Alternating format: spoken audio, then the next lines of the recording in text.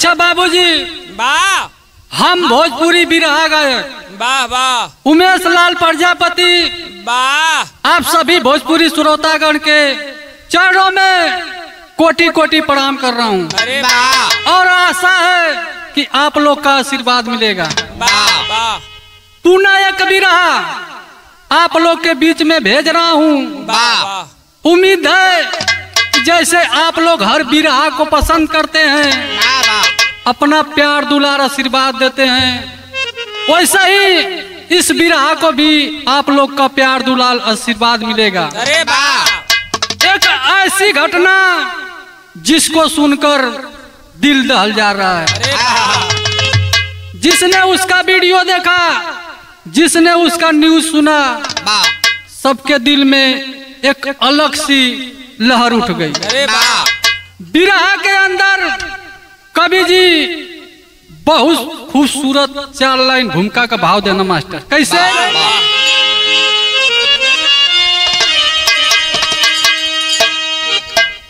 किस पे कोई कैसे भरोसा करे,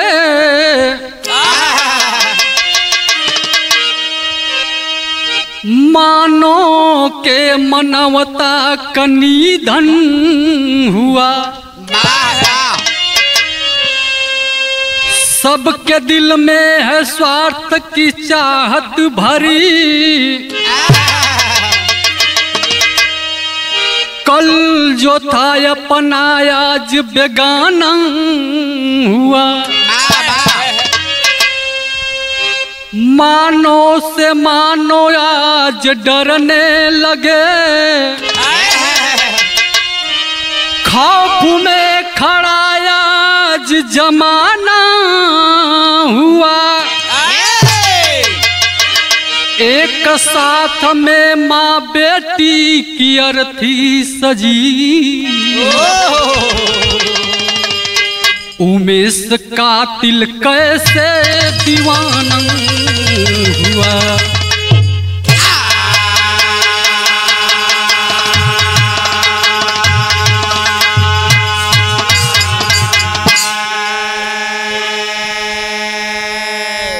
ए बाबूजी, जे करे पा आप ज्यादा विश्वास करबा, जे करे पे भरोसा करबा, जे के अपन समझबा, वह तो के धोखा दे। ये दुनिया में ऐसा देखे के मिलत। लोग कहलन जमाना बदल गई, लेकिन हम बताइला जमाना ना बदलल, ये जमाना के लोग बदल गल हूँ। बिरहा में कौनो गजल का संकेत कवि जी करत हूँ मास्टर। क्या बात है?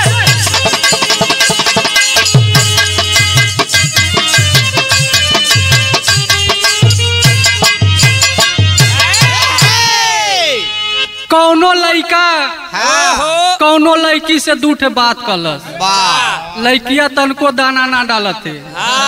लड़कवा कल सुन एम्मा हमारे फायदा ना है, अगर हमसे हाथ मिला लेबी तो तोरो फायदा है। लड़का भी सनगर रहल, कलस का कलस, अगर तुमको हमसे मुहब्बत नहीं है,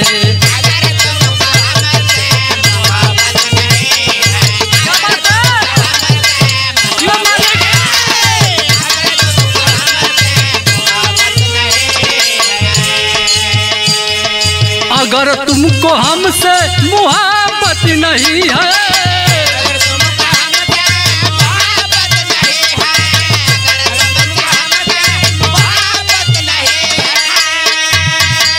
अगर तुमको हमसे मुहब्बत नहीं है, मुहब्बत नहीं है, हमें भी तुम्हारी जरूरत नहीं है।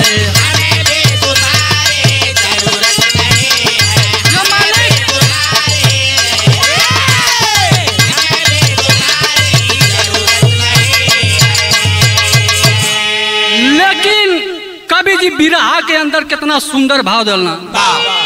दिया जो है जीवन अरे दिया जो है जीवन भगवान रो रहा है।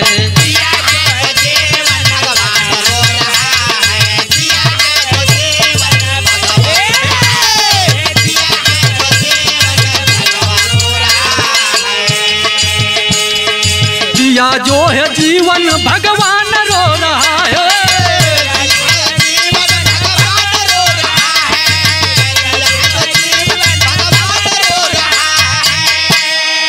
अरे दिया जो है जीवन भगवान रो रहा है, भगवान रो रहा है। देख सीन धरती आसमान रो रहा है।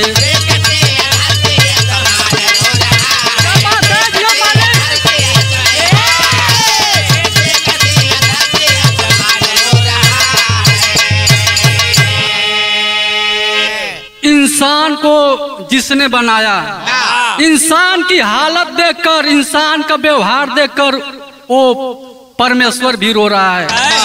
और धरती पे जो अत्याचार हो रहा है उसको देखकर आसमान भी रो रहा है। यही जग से हमारे बिरहा का कहानी का शुरुआत भइल मास्टर। कैसे?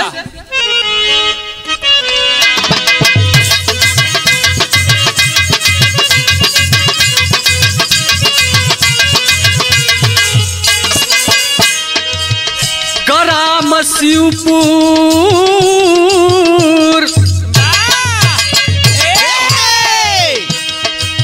ग्राम शिवपुर जिला गोरखपुर नगरिया में, ग्राम शिवपुर जिला गोरखपुर नगरिया में, थाना चौरी चौरा चकदहा बजरिया में।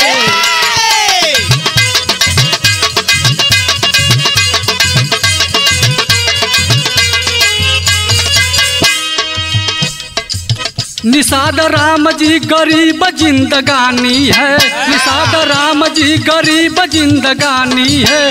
दुख के घड़ी देखो आई तूफानी है।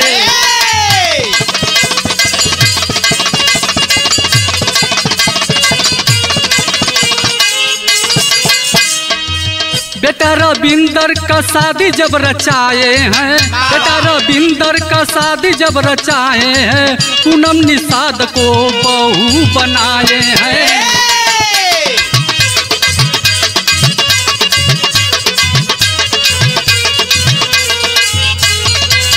दो बेटी एक बेटा का परिवार रहा, दो बेटी एक बेटा का परिवार रहा, जीवन में सबसे अच्छा खुशियों का आहार रहा।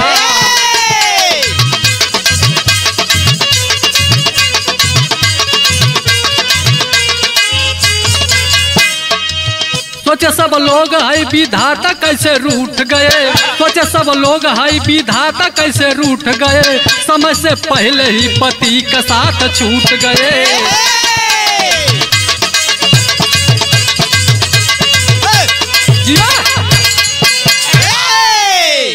ये भैया कहानी के समझ लेवल जा।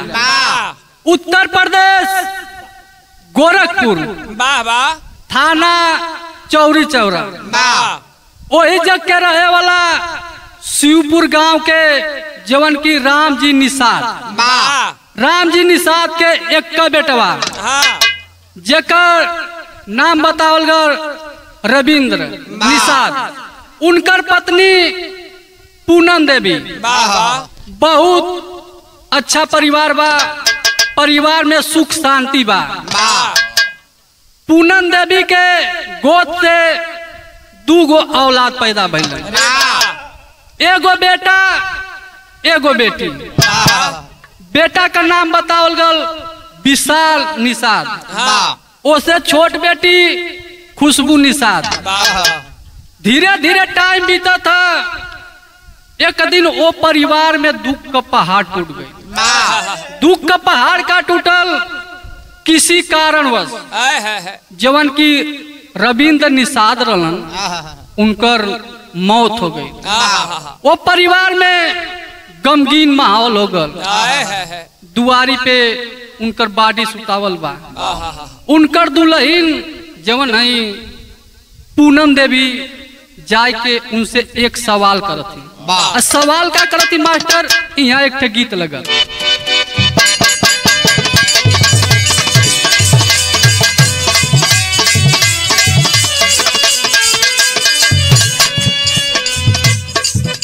मास्टर वाह हमारे मौके के गीत बजावत हूँ।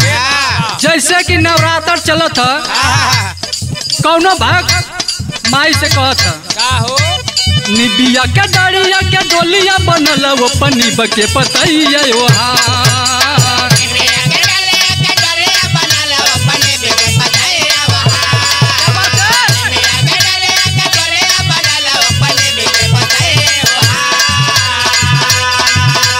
निबिया के डलिया के डोलिया बनल वो पनीब के पतैया ओहार। देवलोक से चलली भवानी ना हो देवता बना ले कहा।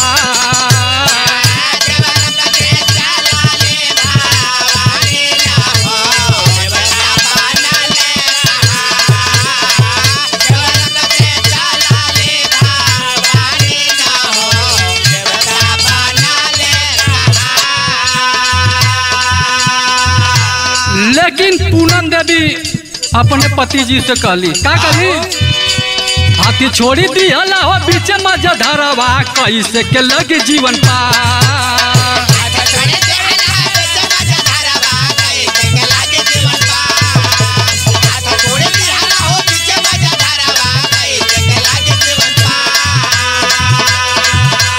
हाथे छोड़ी दिहला हो बीच मजा धरवा कैसे के लगी जीवन पार। पीटी पीटी रोवे पूनम छातिया न हो कैसे मिली अब आहार।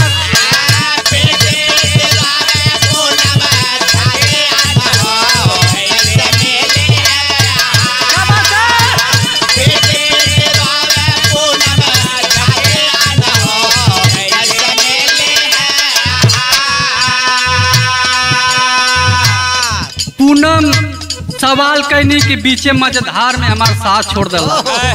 अब जीवन का नैया कैसे किनारे लगी और हमान के आहार कहाँ से मिली।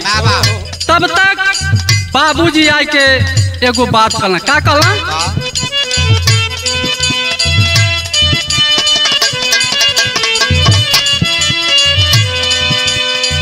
के करे सहारे बीती बेटा मर बूढ़ैया के बनी लठिया हमार हो।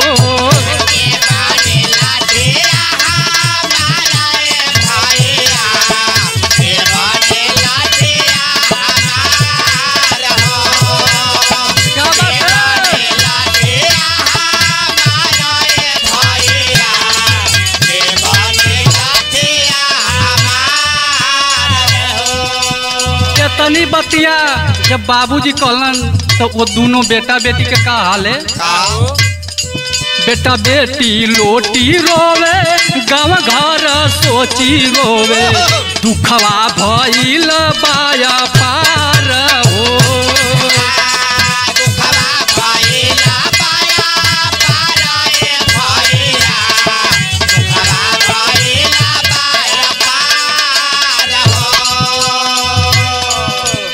अखिया के सामने हो दुई गो निसनिया पेटवा में पलेला हो प्यार।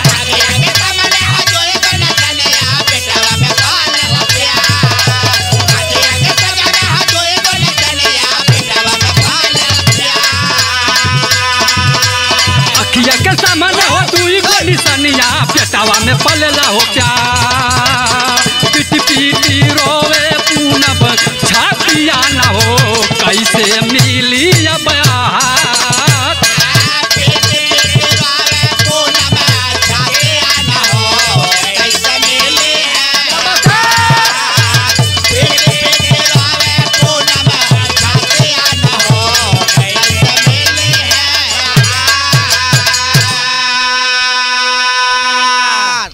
लेकिन ए भैया बतावल जाला कि ए दुनिया से जो चल गयल अब केतनो करेजा फाला हुआ इतना।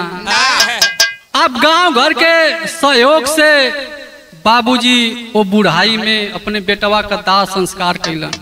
बतावल जाला बाप के कंधे पे सबसे बड़ा बोझ जो होता है वो अपने बेटा बेटी का आरती होता है। गाँव वाला के सहयोग से अपने बेटा का दाह संस्कार कैलन। जवन क्रियाक्रम लगावल हमन में पंडित जी लोग लगा दिले हुआ ओके नहीं भौलन। धीरे धीरे जो है कि जो पूनम थी जिस दिन उसके पति की मौत हुई उसके पेट में एक और गर्भ पल रहा था 8 महीना का।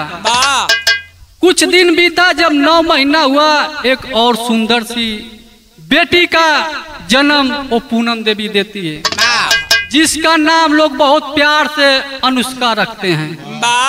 अब धीरे धीरे जवन पूनम देवी कुछ दिन के बाद जब वो दुख से बाहर अली अपने परिवार के देखे लगली। एक दिन गईली गांव में। गांव में कहाँ गईली? कहाँ हो? एगो कोटेदार के घरे अपने हिस्सा का राशन लेवे। जब वहाँ पहुँचली तो वहाँ एक थे घटना घटल। घटना कौन घटल मास्टर? यहाँ गीत बदलत है।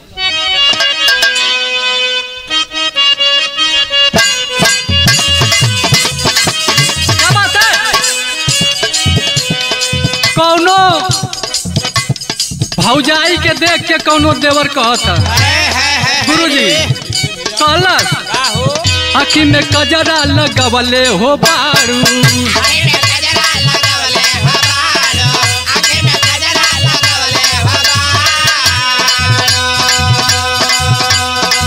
सबई के पागल बनवले हो बारू।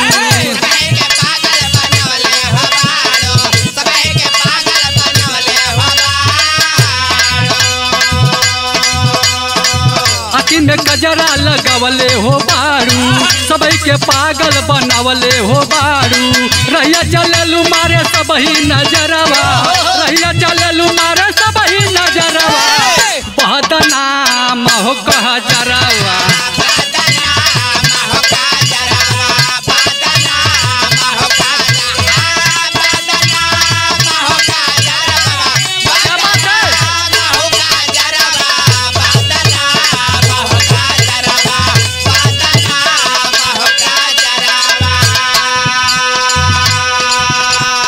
लेकिन बिरहा के अंदर भावा पूनम लेवे गईली हो एक दिन रसनवा।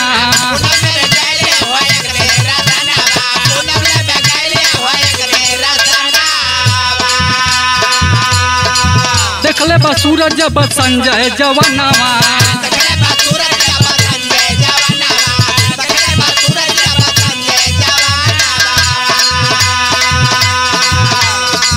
पूनम लेवे गईली हो एक दिन रसनवा। देखले बा सूरज बा संजय जवनवा। हंस के कहेला का हाल भौजाई हंस के कहेला का हाल भौजाई। एक दिन हो तुहरे काम में हम आई।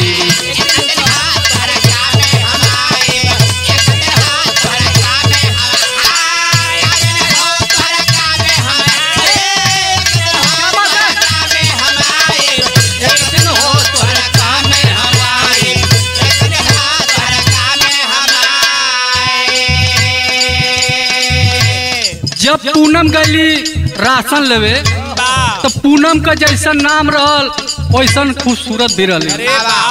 वही कोटेदार का एगो लड़का जेकर नाम संजय बतावल गई। जब सूरत देखलस तो लोभा गई। कलस भौजी अगर तो के कोनो दुख तकलीफ होई भैया ना हुआ तो ओकर कमी महसूस मत करिया। हम तोरे खातिर हर मोड़ पर तैयार रह। जब ये तनी बतिया सुनलस पूनम तब मेहरारू का दिल बड़ा कोमल होला। पिघल गई तो का भाई धीरे धीरे बात आगे बढ़ गई भाई।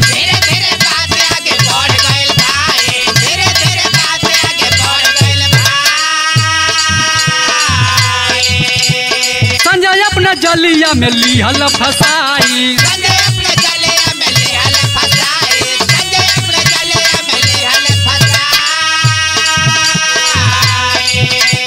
दोनों जून घर हो जाल आई दोनों जून घर हो जाल आई। एक दिन हो भौजी काम में हम आई।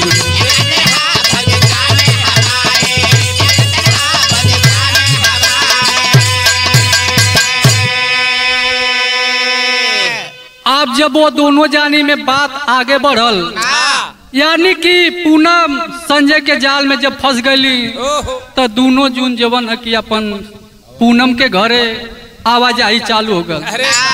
बतावल जाला कि पूनम का जवन घर रहल गांव से कुछ दूरी पर रहल सिवान में, तो ऐसे और मौका का फायदा उठावा अपन आवा हाल चाल कर खा पिए। अब धीरे धीरे जब कुछ दिन और बढ़ल तो यहाँ मास्टर कवि जी टेरी में भाव दिल।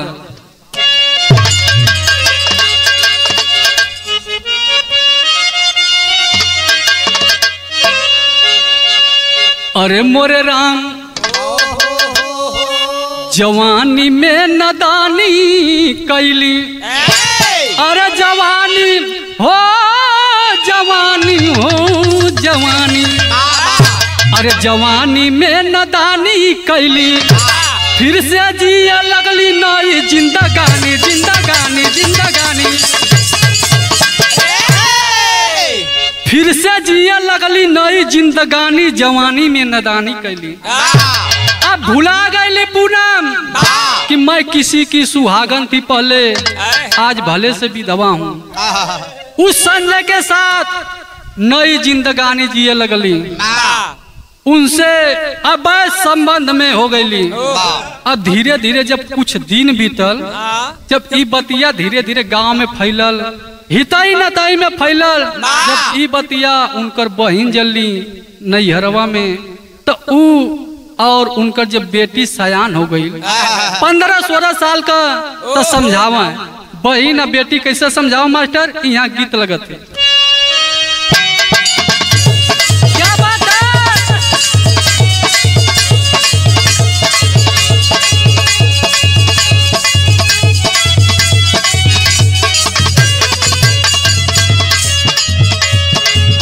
ए गुरुजी, कौनो लड़की जब अपने ससुर से जब लौट के नैहरे गई, ओकर भौजैया क्लास का है न दो मजे में रहलू है ना, बढ़िया से दाना पानी पौलू है ना, तो लड़किया बतावत अरे भौजी बड़ी तकलीफ रहल। लड़की बतौल का बतौल, ए भौजी हो ए भौजी हो, हम बानी साता रबल मुआ 23 साल के,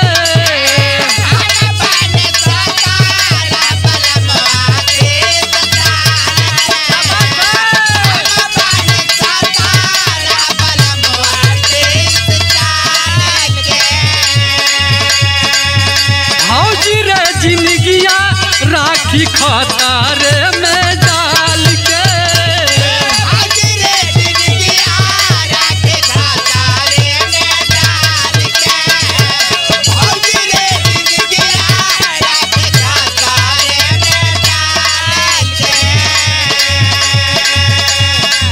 हम बानी साता रबल मुआ 23 साल के, भौजी रे जिंदगिया राखी खतारे में डाल के, जतन होई नीमन तो सतैबे न करी, जतन होई नीमन तो सतैबे न करी, ये तना फरक पाऊ मरिया में, कमरिया तो दुखैबे न करी।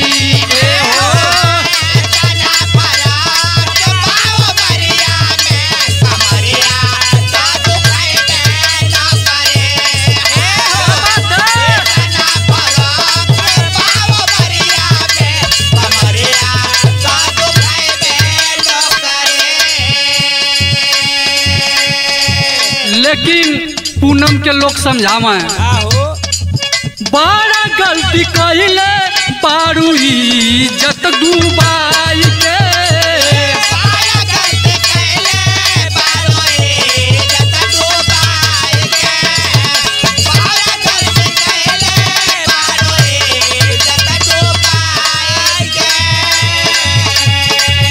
कवन सुख पवले बारू संजय के पाई के,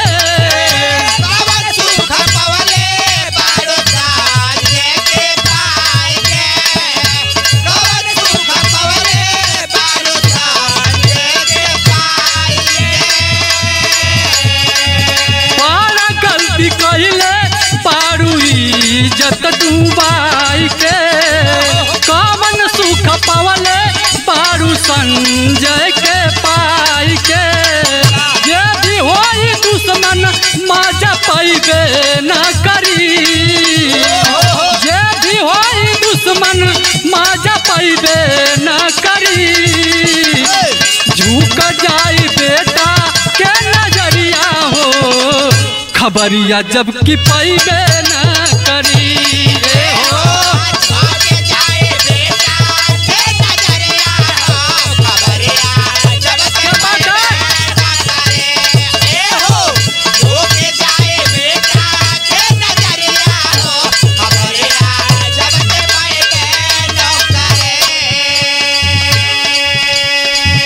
ओ पूनम का बेटी बहन कलीन ए बहनी कमन सुख तू पौले हु अपन इज्जत गवा के और ये संजय के पाए के एक नंबर का बिगड़ल लड़का बाप के दौलत पे राज करत है।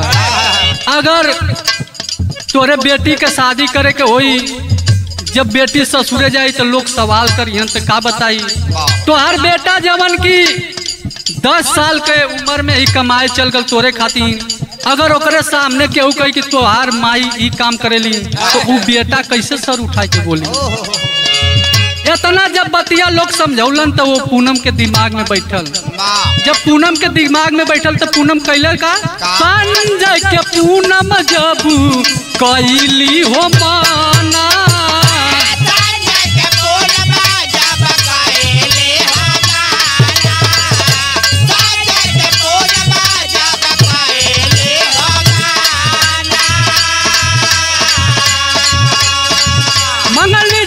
पैसा रोज करेला बहाना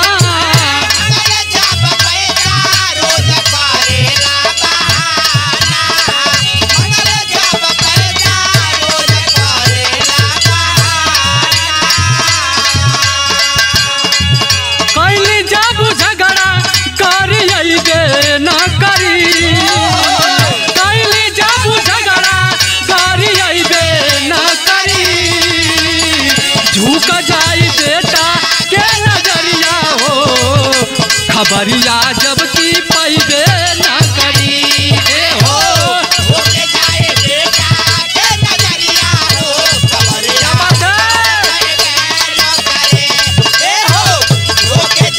बेटा के नजरिया हो खबरिया जब पैबे न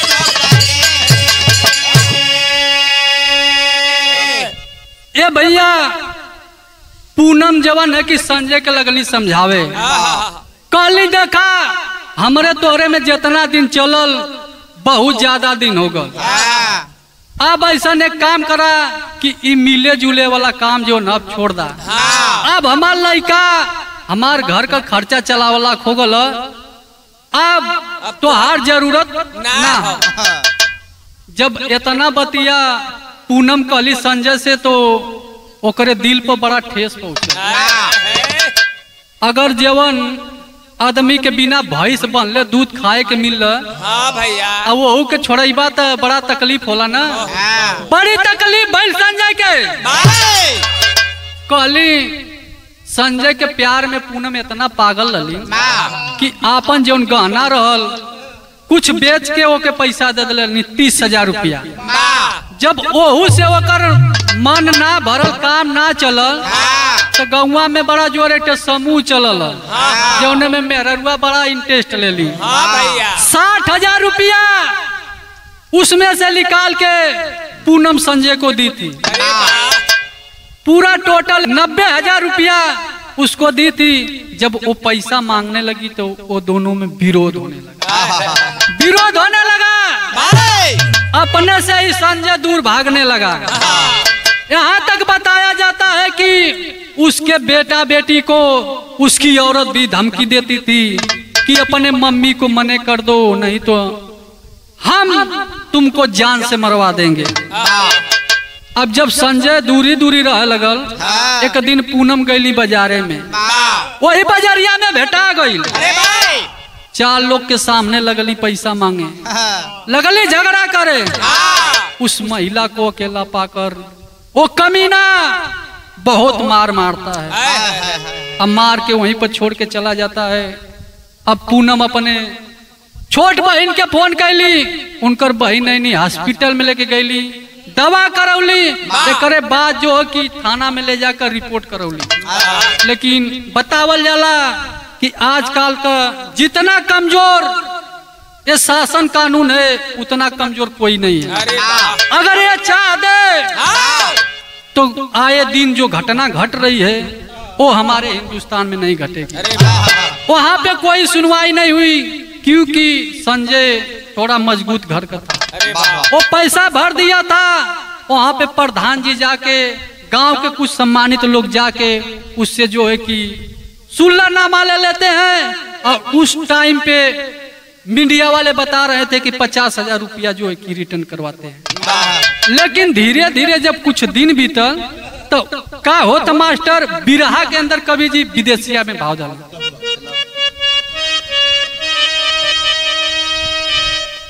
एक दिन रतिया के दोनों बेटी संगे बतिया के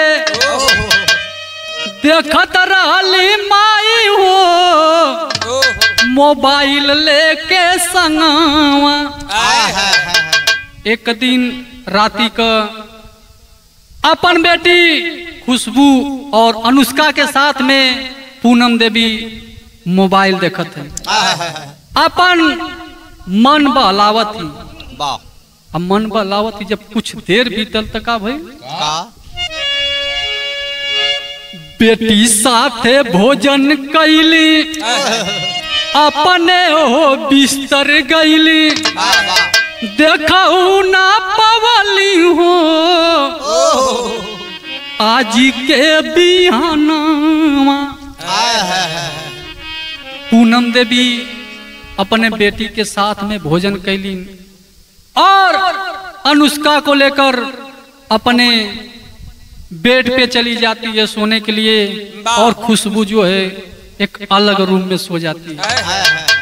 जब रात को सोती है तो उस बेटी अनुष्का को और पूनम देवी को ये सौभाग्य नहीं प्राप्त होता है कि वो उस जिस रात में सोई थी सुबह देख पाए। क्यों नहीं देख पाई? पापी घर में घुसी गईल, माई बेटी के पाई गईल, एक साथ मारी दिहल दुनहुन के जनावा।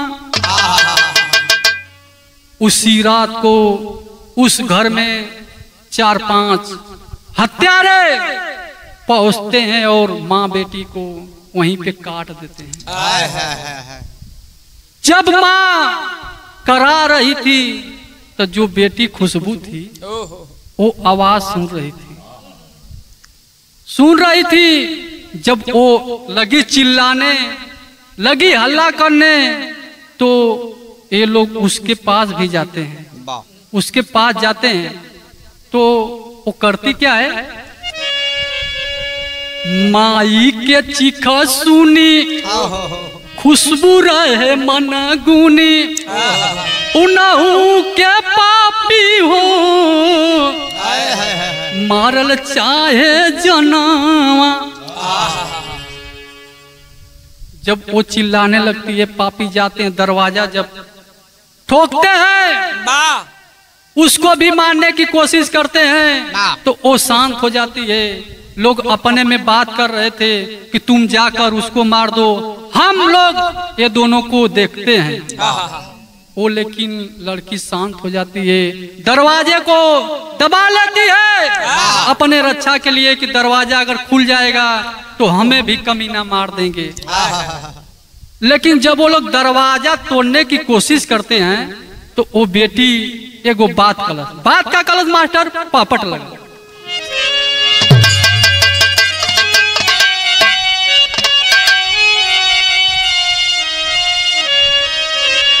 अरे काके फोन देहली हम बोलाई पुलिस आई हो। अरे काके फोन देहली हम बोलाई पुलिस आई हो। सुन के पापी गईले हो पराई पुलिस आई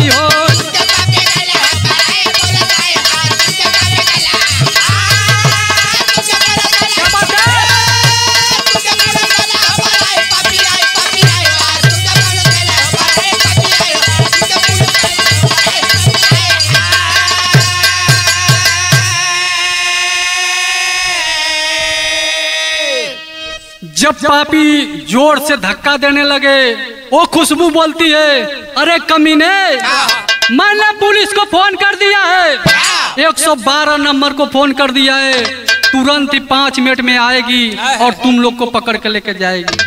इतनी बात जब सुने सब भाग जाते हैं। जब भाग गई ना तो खुशबू का कैला,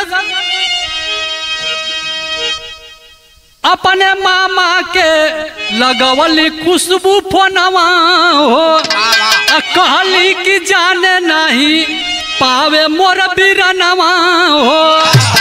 अरे उनके दोस्त के बताई पुलिस आई हो, सुन के पापी गईल पराई पुलिस आई हो। जब सब भाग जाते हैं, खुशबू अपने मामा को फोन लगाती है, क्योंकि उसका जो भाई था उन्हीं लोग के साथ में रहता था। पूरी घटना को बताती है और बोली कि मेरे भाई को मत बताना मामा, अगर बता दोगे वो पागल हो जाएगा।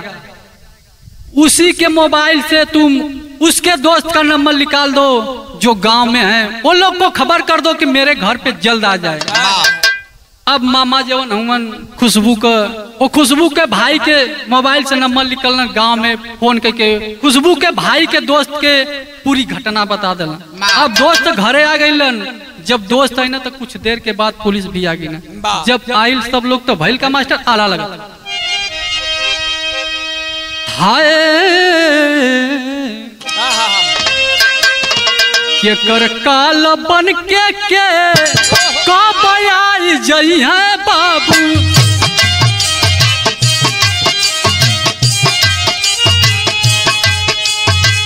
के करे साथ कब के कई दे घा।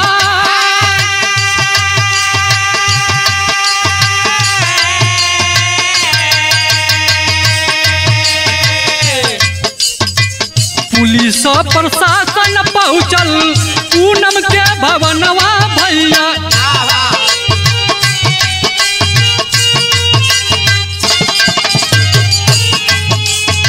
लेके हॉस्पिटलवा में गईल होया।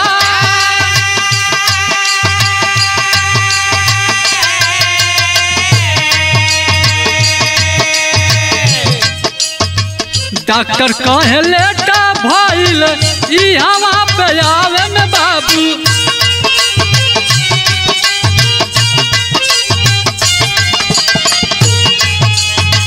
कुछ देर पहले हो सू गनवा भइल फरा।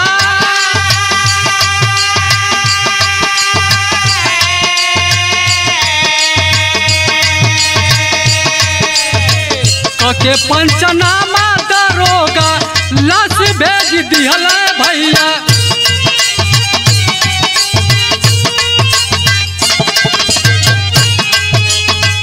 बिटिया ते रोई रोई देवले बया।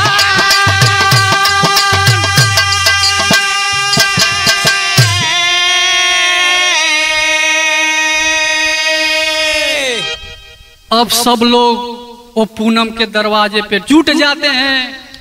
2 बजे रात को पुलिस प्रशासन आती है और दोनों माँ बेटी को हॉस्पिटल लेके जाती है। लेकिन डॉक्टर ने जब चेक किया तो बोला साहब देर हो गई आने में, दोनों के प्राण पखेरु उड़ चुके हैं, दोनों की मौत हो गई है।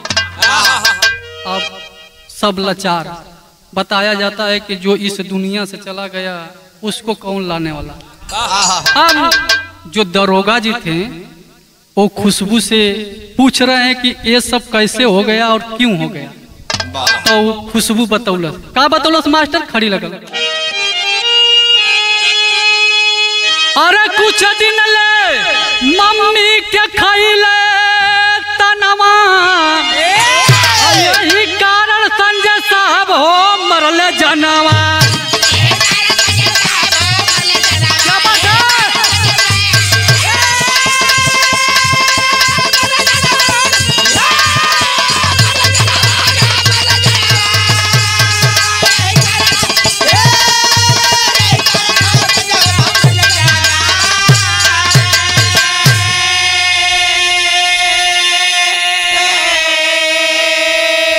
और बेटी साफ साफ बता देती है, पूरा मीडिया वाले के सामने आप जाकर देख सकते हैं। मेरे माँ का और संजय जो कोटेदार का बेटा है उसका अवैध संबंध था। इसी के कारण जो है कि संजय मेरी माँ को और संजय का जो पिता था मिलकर मार देते हैं। और क्या बताऊली, मम्मी जब लिहली उनसे दूरिया बनाई, रोजे रोजे रहे हो उनके धमकाई।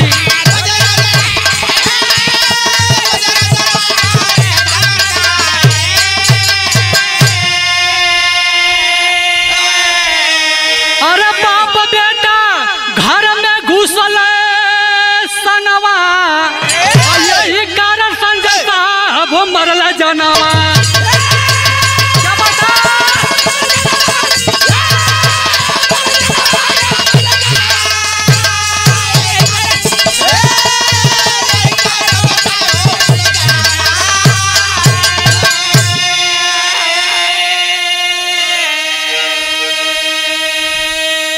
बाबूजी खुशबू बतौलिन कि जब हमार मम्मी संजय से जब दूरी बनावे लगलिन, विरोध करने लगनी, दोनों बाप बेटा और 2-4 लोग और 5 लोग घर में घुसते हैं और मेरी माँ को और मेरी बहन को मार देते हैं जान से। तब दरोगा जी का कहलन, तुरंत दरोगा जी संजय के घर आइले, सुतला में बाप बेटा दोनों धराइले।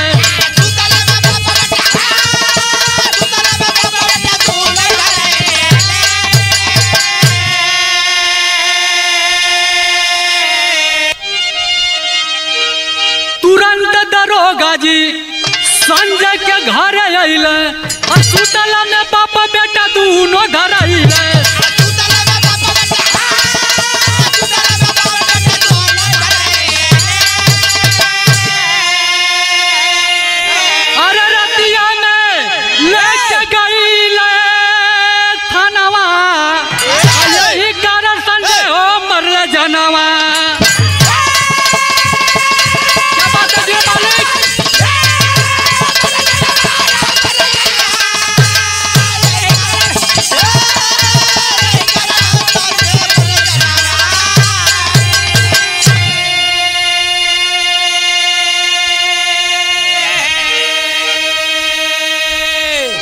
उस खुशबू के बयान से दरोगा जी तुरंत संजय के घर पे पहुंचते हैं और दोनों बाप बेटा को सोते हुए पकड़ लेते हैं और उसी रात को थाना में लेकर चले जाते हैं। लेकिन बाबूजी बतावल जाला, जितना मीडिया वाला हुआ उतना तरह का बात आवत है।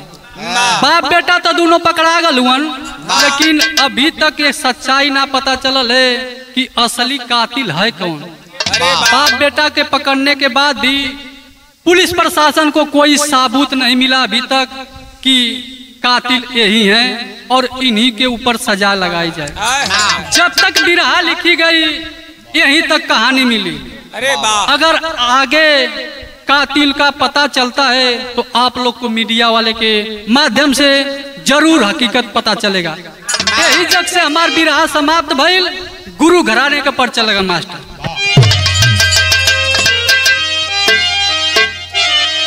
गुरु बिहारी, गुरु गणेश, गुरु रामलाल गुरकारी, बसे चंद्रिका, कभी बच्चन जी बने पुजारी हो।